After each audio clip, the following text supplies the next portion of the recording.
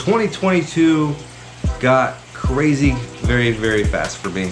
In March of 2022, I put up a couple videos about me just buying equipment, negotiating, and how to actually start a lawn care on a budget.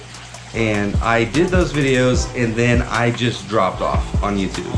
And so I wanted to fill you guys in on how busy it got and all the different stuff I went through over this last year, just so that you're caught up to speed and so that you know what's going to happen going forward and what my new challenges are this year in 2023.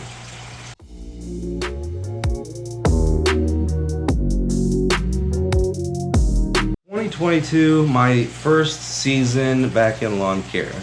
For me, it was a little bit stressful. I made my decision in mid-March to actually leave the corporate world and start something. Here in the Midwest, we typically start mowing and maintenance April 1st. Now, starting a new company, you have to kind of work with your customers a little bit. Starting April 1st, I only had a few customers. And that's typically how it goes. When you start a new lawn company, you're going to start off with just a small amount, and then you're going to try and advertise, you're going to try and maybe knock doors, drive around.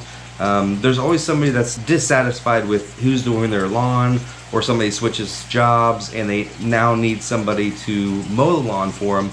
And so there's constant opportunities, which is great in this industry. So from April to May, I was actually able to pick up anywhere from 30 to 35 customers. I'm gonna make a video here shortly on how I was able to get from almost 3 or 4 clients to almost 30 to 40 clients within a month. And I didn't spend any money at all. The first year is very difficult in gaining a customer base. Like I said, it's usually a snowball. Like unless you're 100% ready, you typically don't want to just start off with a full list in a week. If you don't know what you're doing, if your equipment's a little bit slow, or you're getting used to your equipment or whatever it might be, sometimes it's not a bad thing to start slow. But I was able to, since I knew what I was doing, I've done this for a while, I was able to start within 1 month. I had about 40 customers. So I was very busy the first few months. I was spreading fertilizer. I'm not licensed, so I can't spread any pesticides or herbicides or anything like that. So I could spread fertilizer. I did mulch. Of course, mowing started. So I mean, like any spring, very busy in the spring. And so everything was going great for me this entire year. But like I said, it was very busy. April, May, and June were my busiest months. I actually wish I would have filmed this last year for you guys to see, because there's a lot of cool stuff that happened in the first year that usually doesn't happen in the first year, with a lot of different lawn cares especially. So I was given the opportunity to start off with basically 40 customers in the springtime. Being a new company, you don't really want to say no to anybody, especially your first year. So when you transition from not having an income to, I got to make something work right here, you're not really turning down people because you're overwhelmed with work and you can kind of pick the ones that you want. You basically take everything you can get. So my route density wasn't the best. So I was all over the map. But one thing I was busy. In your first year, you take what you can get, so your route density isn't going to be the best. It might mean that your lawns aren't 2 minutes apart. Now, there are strategic ways to be smart about your customers and which route to take. I was driving quite a bit, but the thing is that I was busy. When I started this company in April of 2022, you have to realize gas prices were starting to rise higher than they had been in years. So there's a lot of talk out there about, I just said my route density wasn't great and I was driving all over the place, but I was busy. And so even if I had one extra lawn that I got to because I was busy, I mean, that covered the gas for the majority of the day. There's no excuse to not be making money, because as long as you're busy, these gas prices in 2022 shouldn't affect you too bad. Now, if you ran a larger company with 15 trucks, 2,000 clients, then yes, you're gonna see the gas prices really start to hit you. But starting out this small, you're not gonna really see it that bad. But it was also a good thing because customers understood. I had a lot less customers this time freak out about price. So that's another thing I'm going to kind of go over in another video, is the pricing and how much it had changed in 8 to 10 years since I was estimating and doing all of this, which wasn't much of a change, even though everything else had kind of gone up. But I'm gonna go ahead and make a different video about that. Something happened in 2022 that I haven't seen happen in almost all my years mowing. We had one of the worst droughts that I've ever seen, I've ever been a part of. So here in the Kansas City area, in the Midwest, and I think a lot of places, had this drought that was unlike anything I had seen being in this industry. So when I look back in my books at July, August, and September, this drought really had an impact on how many lawns I got cut and how many lawns I actually mowed. Especially in the first year, when you're grabbing anybody you can't really pick the customer that has the irrigation system in this neighborhood. So a lot of my customers didn't have irrigation systems, and so when that drought hit, it was like a month and a half to 2 months that I was driving by lawns and I honestly could not mow them because there was no grass to be cut.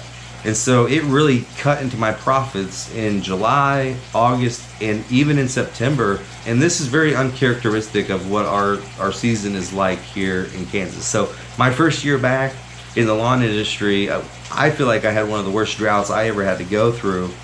And I was able to survive that because April, May, and June I had done so well, which is awesome. First year back in, I can't believe it. So in July, August, and September, I was skipping lawns. I was doing some bi-weeklies and things like that. Now I had actually taken on 4 or 5 bi-weekly lawns. It's kind of a controversial subject in the lawn care community, whether you take on a bi-weekly lawn.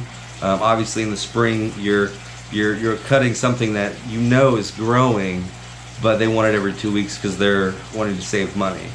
But what I did this year, knowing that, is I didn't double the price of the bi-weekly cut, but I say if it was a $40 lawn and somebody wanted a bi-weekly cut, I said $60 or $65, which would still save them money each month, but it was also worth it to me because I could fit in more customers and know that once I mowed them, it was a $65 yard, which took the same amount of time.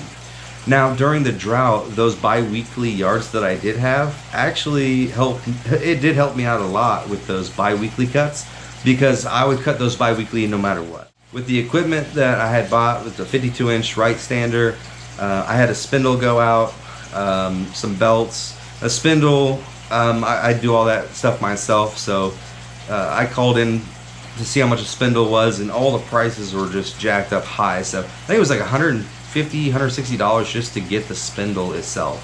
And I went on Amazon and I went into their used section, which is basically just an open package, and they had 2 spindles for like $40. So I got 2 spindles for $20 a piece, which was awesome. So I was able to repair my mower for $20.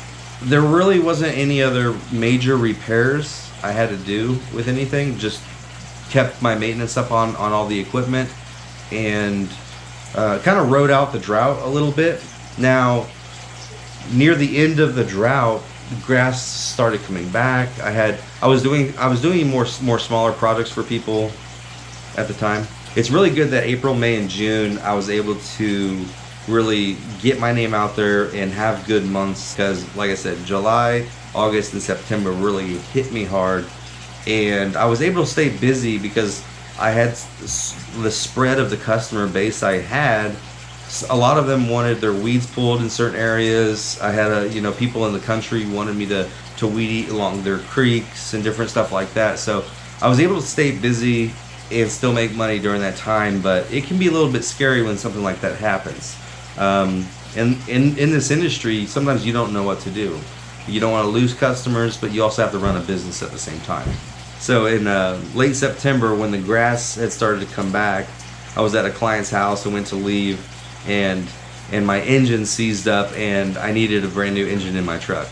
And so that was a huge hit, because with the drought, I really didn't have that money to put a new engine in or to get a different truck. So what I went ahead and did was I borrowed my parents' truck. Now my parents' truck, they love their truck. They only use it on the weekends when they're doing some Home Depot runs and things like that. And so with my route being so widespread, I felt after a couple of weeks I started to feel bad. I didn't want to put all these miles on their truck. And so I made a decision to try and sell my customer base. So I had about 40 customers at the time. Those customers are worth money. They are worth money. I've had friends that just quit their lawn care with 50 to 60, 70 customers and just walk away. And I told them, those customers, those are like sales leads, like they're fresh. Those customers are worth money because they need their lawn cut, because now they have to go out and find somebody that they trust. And that's, in this day and age, that's difficult. In the first month, I'm not quite sure how many people tapped me on the shoulder while I was mowing another yard and asked me if I could mow their yard as well, especially in the same neighborhood. You know, that's money right there. And most of those people said that they couldn't rely on the company that they had, or that the company had just stopped showing up. Over 7 customers told me that their lawn care company that they had hired showed up 2 or 3 times and then just stopped showing up. I was kind of intrigued about this, and I was kind of asking around, and what happened was it's so hard to hire people that a lot of these larger companies, they couldn't actually get the employees to come into work. So a lot of the smaller clients that maybe were in a neighborhood by themselves, they just canceled on. They just quit. They didn't even tell them sometimes. So in one way, it was an awesome year to start, because I had a whole bunch of customers that companies were canceling on them because they couldn't get employees to show up. And so I probably gained about 10 customers just on the fact that their lawn care that they had hired didn't show up and just canceled on them because they couldn't get their employees to show up. So I was able to gain at least 10 customers off of other lawn companies just not showing up and not calling and letting them know what's going on. So my job then, once I couldn't mow, my job then was to make money still, which would be my customers. They were worth money, and they were also worth finding somebody good enough to do the job so that I didn't leave them stranded through the leaf season and into also this next spring.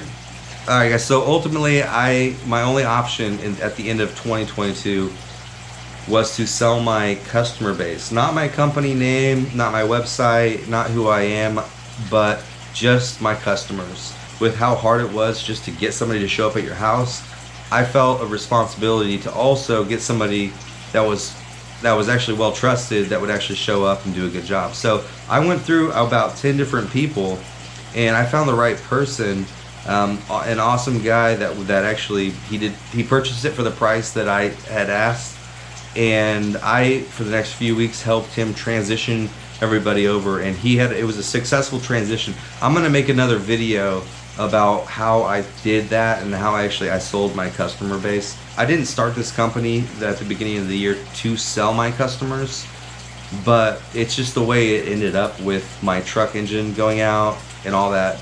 Another thing that it really opened me up to was, since my route was so spread out, it wasn't the worst decision ever to sell those customers, because now going into 2023, I'm going to focus mainly on maybe a 5-mile radius from where I'm at, and try and find customers that are in that 5-mile radius, not just to save on gas, but also on my vehicle, the different repairs and tires and all that different stuff. Also, it'll bring up my profitability in what I can do in a day, as long as everything is a little bit closer. Oh yeah, so there was some other big news at the end of 2022.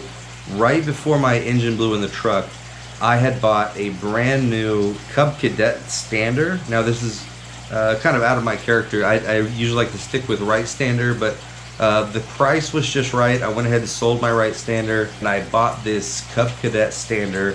It was a 48-inch, which I can most likely get into a lot more backyards, and that was one of the pluses for me on that. So go ahead and check out my review on the Cub Cadet stander that I did. So that's it, guys. So that was my year. That was my 2022 season. And so I'm going to go into 2023 with a Cub Cadet 48-inch brand new mower, and we're gonna see how that does. A 36-inch, it's a Snapper Pro. I got the same trimmers and blowers, they work great. Vibrant Lawns in 2023. Now what I need to do is come up with a complete new customer base. All right, guys, I appreciate you guys watching and being a part of my season and what's going on with this lawn company. Hope you guys have an awesome 2023, and be on the lookout. I'm going to put out a couple more videos on how I gained those customers in the early months, and also how I sold the customer base that I did have, the different hurdles I had to jump, and contracts and different things like that. So be on the lookout for those. I appreciate you guys. Again, have an awesome 2023.